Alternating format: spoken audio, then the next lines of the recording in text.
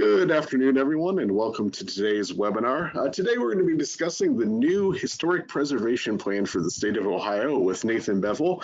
Nathan is the Community Planning and Preservation Manager for the State Historic Preservation Office. Before we get started, I just want to go over a couple quick things with everyone today.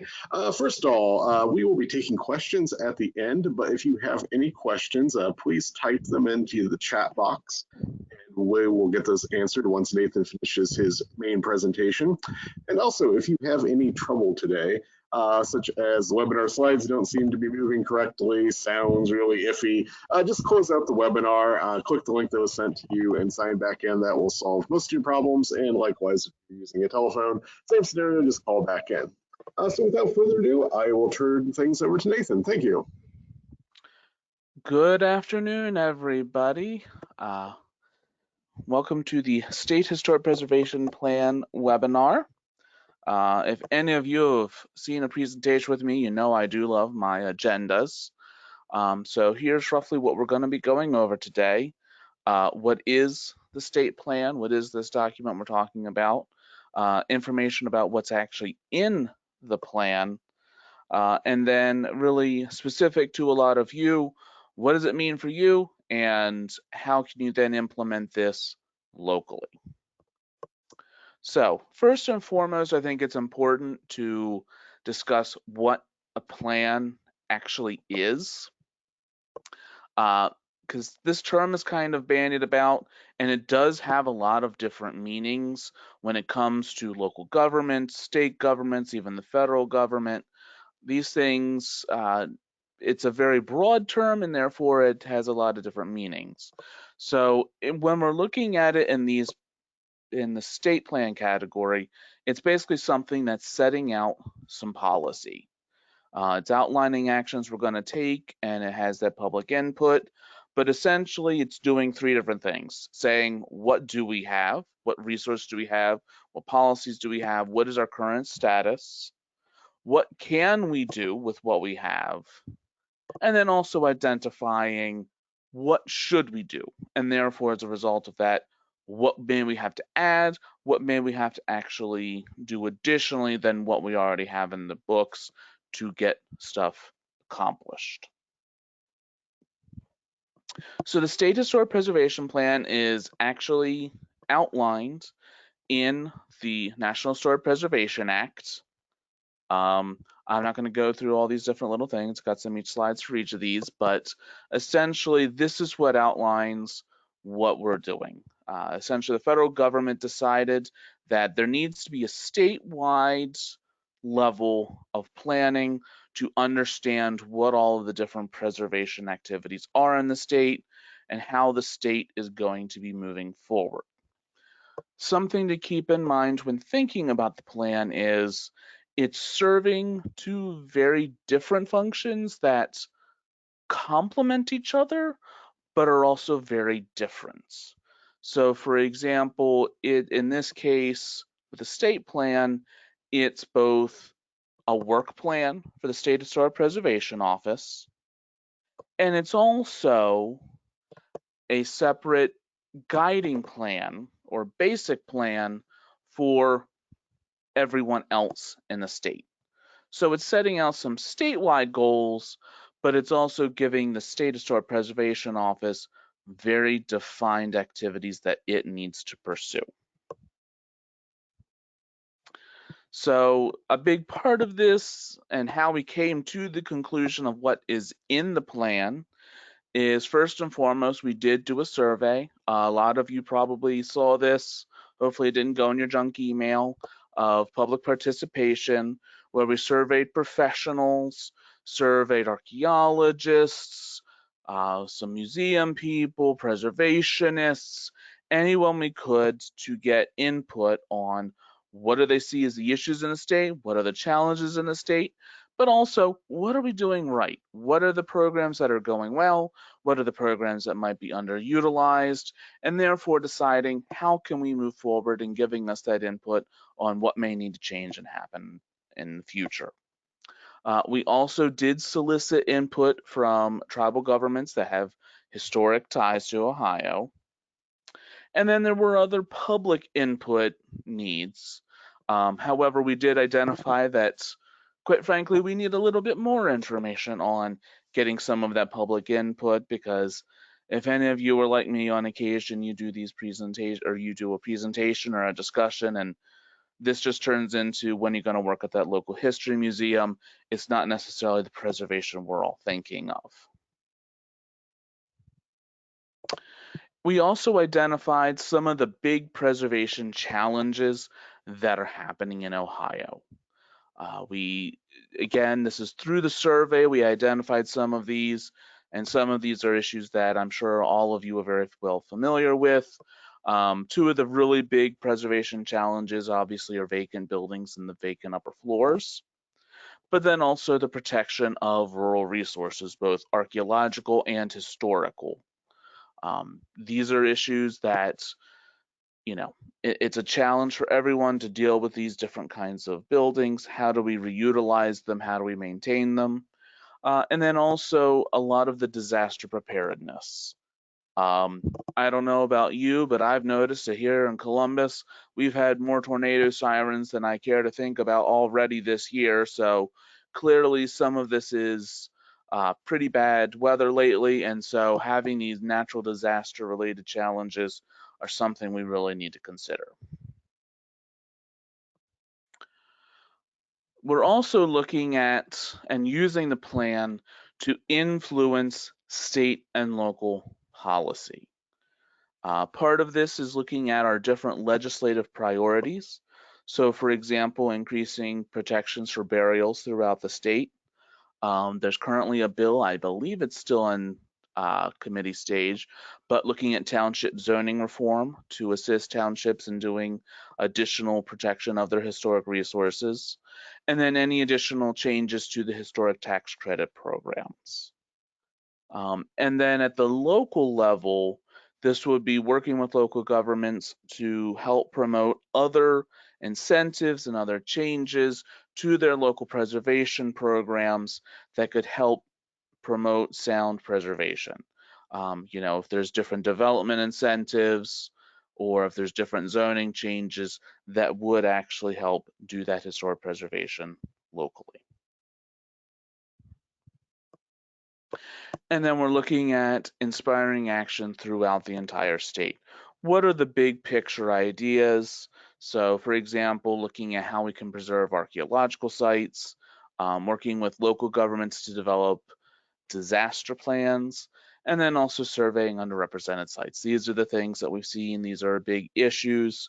And so we then take that information and help incentivize actually accomplishing those plan goals.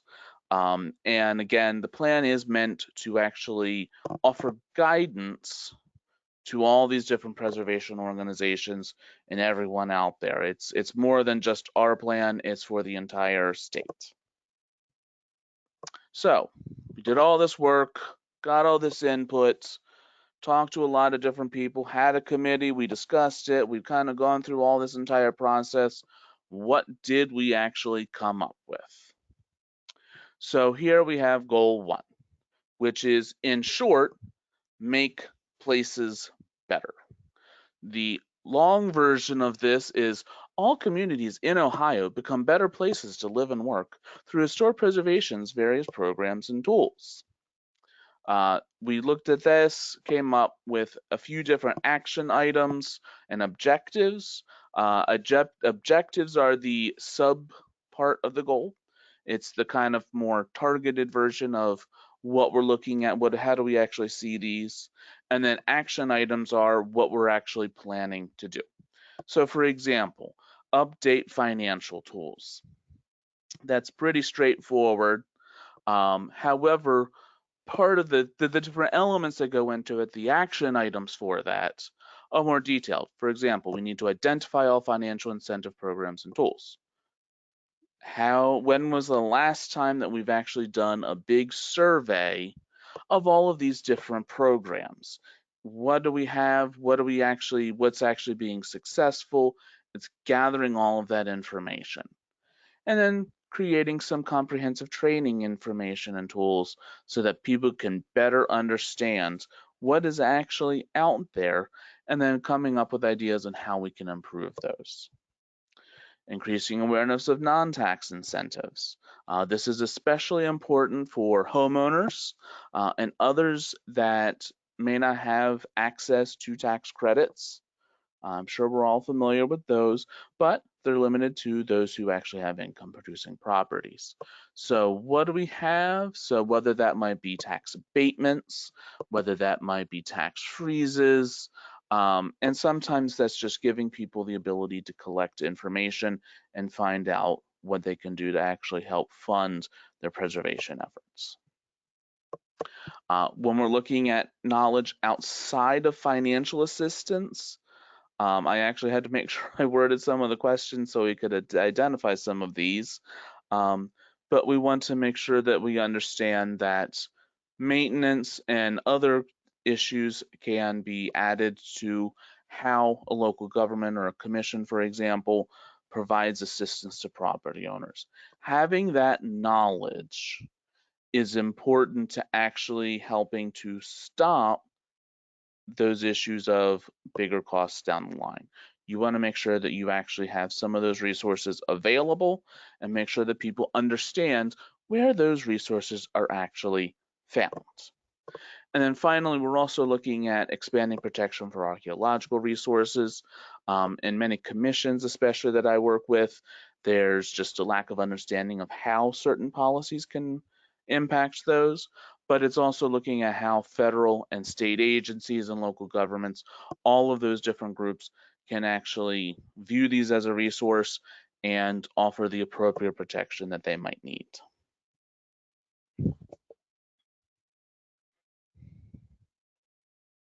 The second goal is actually increasing awareness of historic preservation.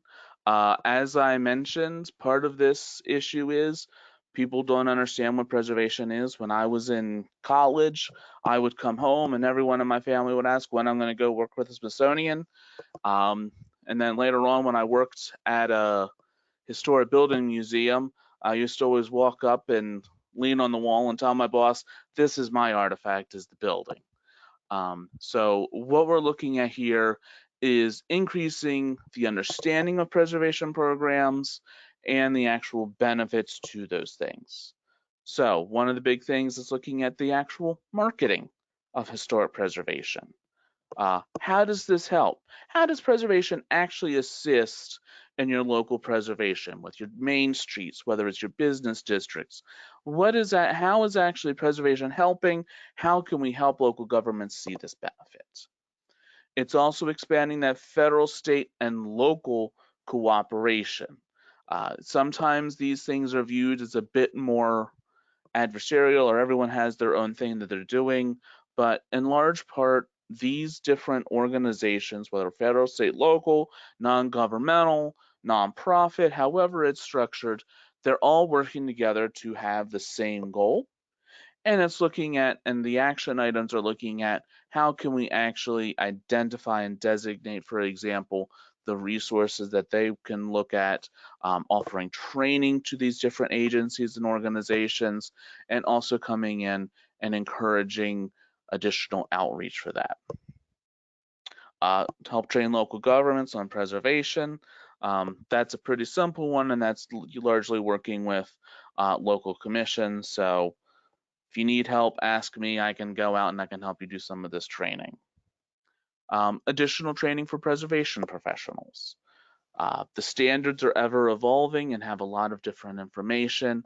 How can we go in and help preservation professionals better understand the standards, better understand general historic preservation, but also how can they help teach us, and developing those connections with elements such as trade schools and other schools so that we can help raise the new generation of tradespeople to actually carry out preservation activities. And then obviously expand awareness of archaeology programs. Again, there's a little bit of loss in some of that information that we don't always understand it, and it's making sure that people are aware of those archaeological resources. Next, we're looking at resilient historic preservation. This is looking not only at just that environmental issue, but also that economic stability. So one, we've all heard the almost cliche now of the greenest building is the one that's already built. But again, reminding people that this is where it's the most helpful. But also this resiliency is looking at the economic stability that preservation can offer. So for example, we may look at doing an economic impact survey or study so that we can have better guidance and better information on how preservation is actually going to be helpful in the economics sense for downtowns. Promote information on walkability and that economic diversity that historic preservation assists, and also expanding how legacy and local businesses can help sustain historic downtowns. And then obviously the disaster preparedness again. We've seen a lot of different issues coming up lately with poor weather and different disasters coming through, and making sure that we have that information. So we are actually promoting and helping to fund disaster preparedness. And then finally, goal 4 is making preservation a bit more inclusive. A big part of this, if you've done a CLG grant or seen some of our recent activities, is increasing the diversity of National Register nominations, and making sure that all Ohioans are actually reflected in our preservation efforts, whether that's National Register, whether that's survey, or whatever that may be, making sure that everyone is actually reflected in that. But we're also looking beyond just that potential racial component, but also making sure that we have just a general broader audience, and that does include age and background diversification. So that may look like a commission member who is reaching out and having a younger local student that serves on a commission or is sitting in on a commission, whether that might be different tools to help teachers understand how to bring preservation into their work, and making sure that they actually have all of this information and they can share preservation as a part of their curriculum. So we've got our goals, we've got all of this stuff set up. What does this actually mean for you? You might look at this and think it seems kind of broad, but how really is this plan meant to assist me? There's going to be two main areas where the plan actually has a lot of local impact. And the first one is obviously going to be in financial assistance. Most of the grant programs the SHPO runs does have an aspect of following the State Historic Preservation Plan. If you're local government, that's a CLG, and certified local government, and you've come in for a grant before, you've probably seen those funding priorities. That is what this is entirely based on, is the State Historic Preservation Plan. We take those goals, take those action items, and turn those into funding priorities that we then use as part of our grant application. And so it helps to actually establish that baseline. It's also important that this then defines the programs that the SHPO is going to be operating and that they are going to be supporting. Of course, emphasizing that balance of the urban and rural. We've gotten a lot of both types of resources in Ohio. And then it's also expanding that base of historic preservation, whether that is through underrepresented communities, whether that is through more modern resources. But what we are looking at is actually expanding that base and making sure that we have that additional support. And then making sure that at the local level, how is this going to apply? And this would also apply to any nonprofits. So for example, looking at disaster preparedness, a parity of historical and archaeological protections. In some cases, archaeological resources, again, are a bit more, just aren't as recognized, and therefore it's making sure that they have the same due that is given to historical resources. And what you're doing at the local level is going to foster that next generation and diversify the resources that you're looking at. So we've covered a lot of this information about what we're looking at from the state plan. And I wanted to cover a little bit about how this may impact your local planning efforts, and also what you can look at if you're developing your own plan at the local level.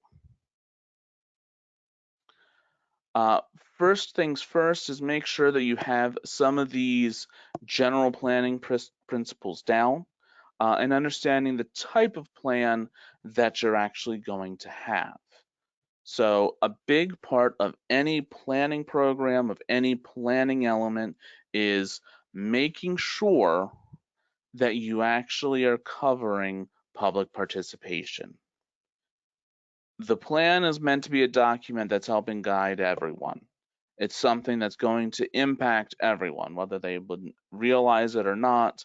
The plan is having a lot of impact, and it's making sure everyone is aware of that. And that's usually accomplished whether through meetings or through survey documents or both. Usually at the local level, though, you're looking primarily at survey-related work. Second of all, if you're doing this at the local level, it's much more important for you to have a survey of your resources. So what do you actually have in terms of historic resources? You have districts, is it all spread out, and therefore you have some other kind of a setup, but what are the actual resources that you have? And then also making sure that other elements of your local government are integrated into this process, because everyone needs to be on board. Everyone needs to be a part of that process at the local government level. You can't just have one rogue commission or agency going off and doing a plan. It really does need to be part of a broader effort. What are the different elements that go into a plan? First and foremost, it might seem a little extreme to mention methodology, but this really is important because you actually need to tell people how you came up with this stuff. You know, 3 people sitting in a room coming up with an entire plan has a lot less weight than we took a lot of information from a survey of residents, a survey of certain property owners, and carefully considering all the different things. You need to tell people how you actually came up with the plan. You also need to make sure you obviously have goals and action items. These are different things. I know sometimes people say a goal is what you're ultimately achieving. The goal is very overarching. The action item and the objectives are actually the smaller achievable things. A goal may never technically be finished because it's going to be something that is almost eternal. It's going to be something that's always occurring. And so the action items are actually the item that you're going to be checking off. You also need to make sure you have information about any existing programs and policies. Do you have a local historic preservation ordinance? Do you have any additional financial incentives? What information do you have? What do you have already on the books, and what are you going to be doing? And then make sure that you have additional resources for future work, for future plans, but also so people can do their own research and learn a lot more about what they've got going on. A big element of these is going to be doing disaster planning. This is one of the different types of planning that you can do. Again, weather's been getting a little more extreme recently this year. So what do you need to look at for different possibilities for disaster planning? What are the specific challenges to your community? Are you a community that, for example, is just downstream from a dam that may have an issue? Are you in a tornado-prone area? And keep in mind that you do need to be prepared for any kinds of issues. I was not here in Ohio, but I have always heard stories of when different hurricanes have blown through. You never would expect to hear about a hurricane in Ohio, but you do need to be prepared for all the different issues that may come from different kinds of weather and different kind of disasters. This includes having that information on resources, having different contacts and different policies. Obviously, the safety and life and safety of all of your residents is going to be one of your primary objectives. But once you've taken care of that, then you also are looking at different things like the historic resources, the community resources. And it's also important to look at those long-term preparedness issues. What can you take care of now? What are things that you can do to actually have all of that information set up so if a disaster does come, you are already prepared? And then there's also looking at different types of comprehensive planning. We're looking at including or integrating preservation into a larger type of plan, a local municipal plan. So it could be a separate section in the plan, or it could be a section in each portion of a overall larger plan. And what this is doing is putting preservation into that overall municipal policy, that you actually have historic preservation staying as an element of stated policy more than just the commission. You are planning on those resources and what to continue doing with those resources, and then emphasizing that integrated role of all departments and of other different city agencies in this work. And then finally, a few things to remember when looking at your different planning things. Make sure that if you're looking at preservation, you're tying this in to other preservation plans or other local plans, whether this is a transportation plan or an economic development plan, making sure that all of this is tied together. A big thing is measurable goals and action items. Sometimes, like I said, the goals themselves are usually very broad ideas, but it's making sure that you then have action items that are accomplishable in the time frame. Don't make a plan that's going to be lasting for 30 years. It's going to sit on a shelf and no one's going to use it. Keep yourself accountable and come up with action items that you're going to be able to accomplish, to be able to check off, and make sure that you do have others keeping you accountable, because that is something that is the most important with any plan, same as any ordinance, same as any other program. It's making sure that you actually are keeping up with it. And so we are actually developing a preservation an action committee to make sure that we are keeping in touch with our state historic preservation plan to make sure that we're not just putting it on the shelf, letting it go, and just looking at it for a grant. So make sure that if you do a local plan, that you do the same. All right, Devin, we can do some questions. Thank you, Nathan. And if anyone has any questions, please once again type those into your chat box. We're going to take a short commercial break here while people are typing in their questions. First off, we got some upcoming events. So some of the items that Nathan mentioned, we will be covering in a workshop next Monday, May 20th in Tiffin. We're going to be discussing financial incentives and other items for historic preservation projects, revitalization projects in downtowns. So historic tax credits, National Register nominations, things like that.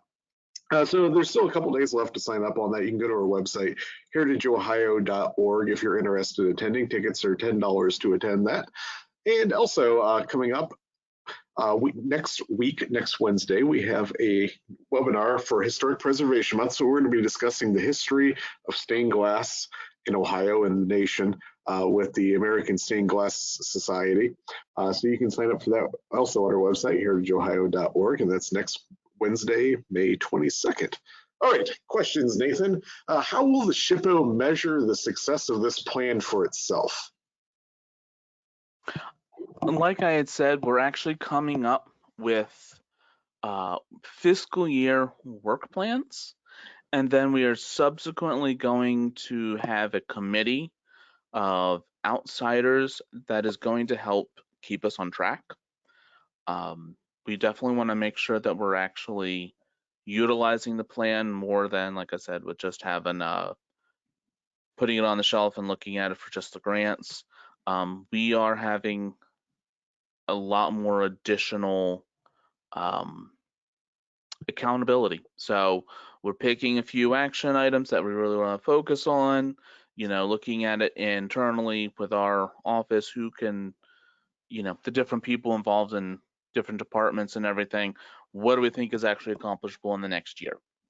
Because this plan does go till 2030, so we do have plenty of time, but we are actually making sure that we've got that accountability. So we're taking different chunks, looking at what our different internal goals are and the external goals, and going from there. So we are keeping ourselves accountable this time. Thank you, Nathan. So one of the things you had mentioned kind of in the middle of the presentation for individuals and communities to work on was survey. So my question for you is, how can a community who is interested in doing survey find out if surveys have already been done in their community? That would be either contacting me and I can put you in touch with someone, or contacting our inventory and registration department. They do have an online mapping system that has all of the different surveys that have been done. So whether it was just a general community survey of historic resources, or in some cases it's done as a part of a Section 106, which is not going to go too deep in the woods. That's basically if it's a historic building and federal money might impact that historic building. Won't go too far down in the weeds on that, but some survey may have been done through that. But if you contact them, they can give you information on that online mapping, to at least give you an idea of what has been surveyed. And keep in mind, if you don't know about it, it may also be a lot older. We have plenty of resources that have been surveyed before I was born. So, that's something we're also looking at, is doing that updating of the surveyed materials. So if you don't know about it, good chance it's probably a little older, but contact us and we can work on that. And kind of giving you a CLG plug here, what kind of funding is available for CLG communities if they're looking for survey or National Register assistance? So Survey and National Register, the funding assistance is through the CLG grant program. The round just ended a few weeks ago, 2 weeks ago, but it is an annual thing. And 10% of all the non-tax money that goes to the state historic preservation offices is regranted back out to the CLGs. So I think this year we actually had $104,000. That was our 10%, was going back out for the CLG grants. And so if you're a CLG, you can apply for that, to do both survey and to do National Register nominations. There is, though, also available if it's a commercial area and it may possibly have a tax credit, the pipeline grant is still out there, and that could also be something that could be a good resource for you. Thanks, Nathan. I've got a couple of questions about the SHPO's plan for itself. Are work plans for each SHPO department, or are they only for the SHPO as a whole? The state plan is actually for the entire SHPO. Everything in it's meant to be an office-wide plan, but again, it has to straddle that to be broad enough that everyone in the state can look at it, but it has to be concentrated enough that we can have certain work items that we take care of. Um, I just had someone in the office say, well, yeah, we're working on goals 2, 3, and 4. We can't really do this other one because, well, number one, because it doesn't quite fit with our job, but hey, so that does happen. It's not always as easy as that, but it's making sure that, the goals are usually broad enough that most departments can find that applicable. And how does the SHPO plan integrate with the Ohio History Connection strategic plan? So we did take that into account. This was a long time coming, and I'm not 100% sure uh, if the strategic plan had quite been finalized when we were done. But Diana, the SHPO, has been working with both with the department heads and with the executive team, and we've been making sure that it does dovetail with that strategic plan. So they do work hand in hand. Obviously, they may not be looking as much as at local government incentive programs, but uh, it definitely most elements will combine with that. And sort of kind of related to what we've been talking about, do you know when the SHPO's online mapping system is going to be available again? That I have absolutely no idea. um, After the data issue, I know that there's been some updating of the layers and the different information, and there's just different tech issues that I'm not 100% sure of. I'm waiting with bated breath myself, quite frankly, when that's going to come up. Sounds good. So, kind of thinking about communities, not the big three C's and the T and the D that are the major players that already have local preservation organizations. What are some things to kind of get smaller communities working with the plan that you kind of can envision for them to do? You forgot the A and the Y and the C. Uh, I'm, um, I'm, I'm giving some cutoff here on population size. yeah. Um, Really, survey is going to be one place where I think smaller communities are most going to find some of this information. A large part of this is the types of resources that we have available, what is considered a resource. I do think that increasing that knowledge of why we preserve is going to be something that we're really going to be pushing. Um, I joke about it, but it's also quite serious. I was asked repeatedly when I'm joining the Smithsonian. There's a lack of understanding about preservation, what its benefits are, and what it actually does. There's some who just say it's the pretty police, and there are some who say that again, like it's just going and working a museum. And yeah, there's little aspects of both of those in there. But it's also a lot of different things that preservation does. And that's something that we would look at with a local community is getting that promotion out, helping people understand. The more people we have supporting preservation, the more people we have really understanding preservation, that's when it becomes that critical mass. And that's when people understand, well, there's a reason I'm helping to save my historic building. There's a reason that we're doing all of this, and this is why it's helpful. Um, so getting beyond kind of that knee-jerk, this isn't a great thing for my community. So that awareness really is going to be one of the big places where a smaller community can do this. But also, what are some of the incentives and the things available that can help them in their community? Just because, like I said, we look at the tax credits, especially. I've been in tax land a while now. People just don't know it exists. We think that we're out there. We think that we're, really getting that word out there, but at the end of the day, we still find plenty of times people just don't know that there's tax credits. They don't know that those things are there. And it's helping get that information out. Thanks, Nathan. One of the things you mentioned in the goals for the plan was increasing the diversity of the National Register. What are some ways that people can kind of start working on that? I know National Register is National Register, regardless of whether it's white history or black history or Asian history. But what are, some ways that people can kind of start working on that to get things listed?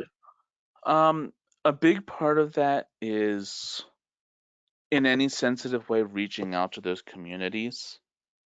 And you can work with us on some of those kinds of things, what we would need to do. But doing that outreach to help um, to find out what are the properties, what's going to be important. That's why we did, for example, the Civil Rights MPD, multiple property designation, and set up those thematic studies so that in the civil rights movement that we have that framework to help understand.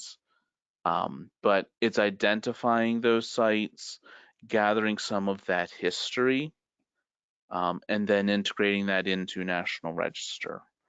Um, if you have questions on that National Register process, again, reach out to me and or our office. We can put you in the contact with the right people. We have someone who was directly working with some of that underrepresented community.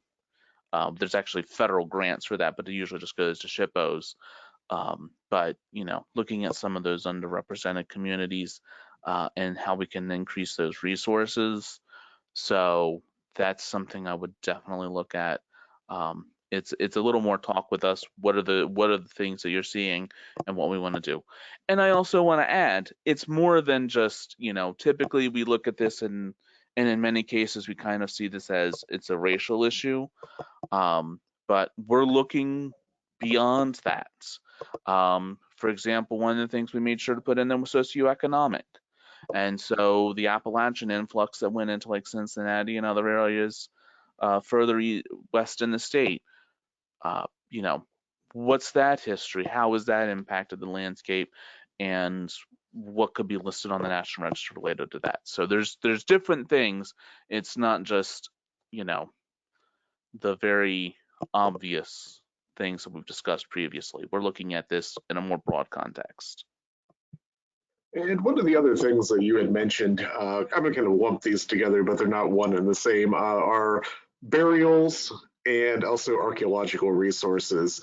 What are some ways that the SHPO is kind of working towards helping preserve those sites? The burials, they're looking at very specific language. There's been um, legislation, I don't know where it currently is in the legislature, if it was brought back up, but generally looking at helping to strengthen protection laws. There's not a whole lot of actual protection laws in the state. Um, so it's getting that for them and them explicitly, it's a lot more difficult, and so it's getting that information and getting that law passed to help strengthen what we can do, how we can deal with those resources, because obviously they need to be dealt with in a respectful manner. For archaeological resources, really, again, that kind of comes down to knowing that you actually have them. Um, we have a tendency, I think, sometimes to think in protection terms. We're just looking at that built environment, but you may not think of the ground disturbance that may come with that. And so keeping those kinds of things in mind, and then knowing who to call, what to do if you do have some extensive ground disturbance or if there is a known survey there. That information isn't readily available due to because people can use it illegally. But making sure that you know who to call and keeping an eye out for those things. I mean, we've built on top of so much, and not just, you know, Native Indian burials and sites.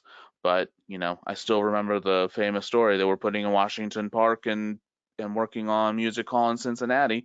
They had a pauper's burial, or here in Columbus, down in where the North Market, there's burials there.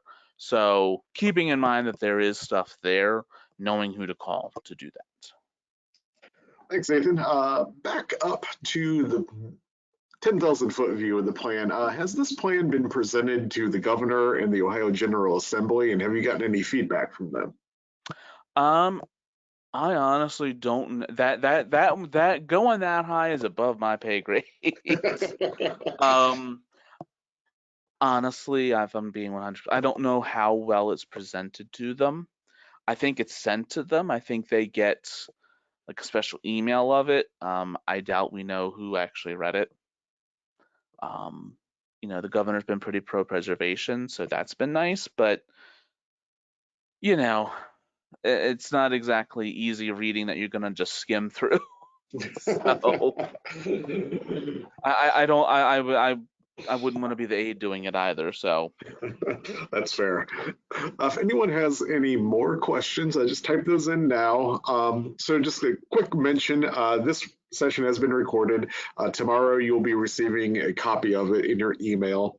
I threw into the chat box a copy of the preservation plan. I'll also include that in the email so people have access to it so they can review it in the future. Let me see.